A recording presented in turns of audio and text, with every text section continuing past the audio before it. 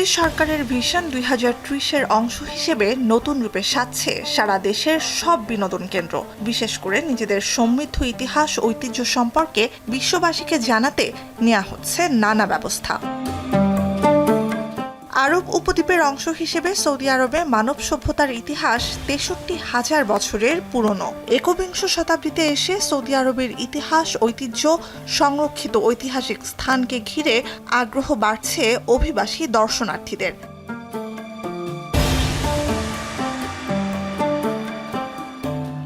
রাজধানী রিয়াদে king Abdul Aziz exhibition সেন্টারে প্রতিদিন সকাল থেকে নানা দেশের নানা বয়সের দর্শনার্থীদের দেখা মেলে। সৌদি নাগরিকদের পাশাপাশি বাংলাদেশ, ভারত, পাকিস্তান, চীন, জাপান, জর্ডান, মিশর, ইয়েমেন সহ নানা দেশের মানুষ ব্যস্ততার মাঝে সময় বের করে জানতে আসেন ইতিহাস।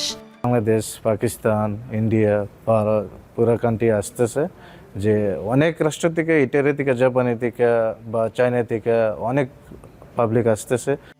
এক্সিবিশন সেন্টারের ভেতরে রয়েছে ইসলাম ধর্মের জন্মলগ্নের বিভিন্ন স্থানের নিদর্শন, মক্কা মদিনা, মসজিদে কুবা, উহুদের ময়দান, জাবালে নূর, পাথরে খোদাই করা পবিত্র কুরআনের বাণী, পাথরে লেখা আরবি ভাষা, কবিতা, আরবি বর্ণমালা, সোনালী ছাপা অক্ষরে লেখা পবিত্র কুরআনের আয়াত, নবীদের আমলে সংঘটিত বিভিন্ন যুদ্ধে ব্যবহৃত অস্ত্র ইত্যাদি।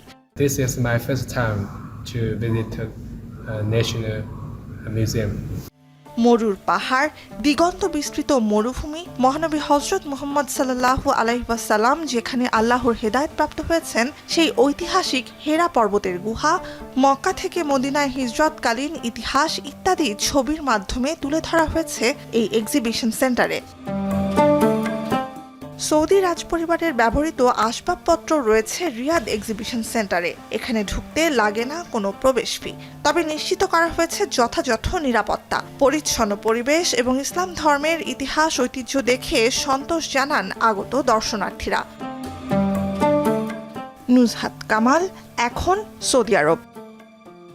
শিয়া বাটার ও ভিটামিন ই সমৃদ্ধ lily glam beauty soap. Lily, always beautiful.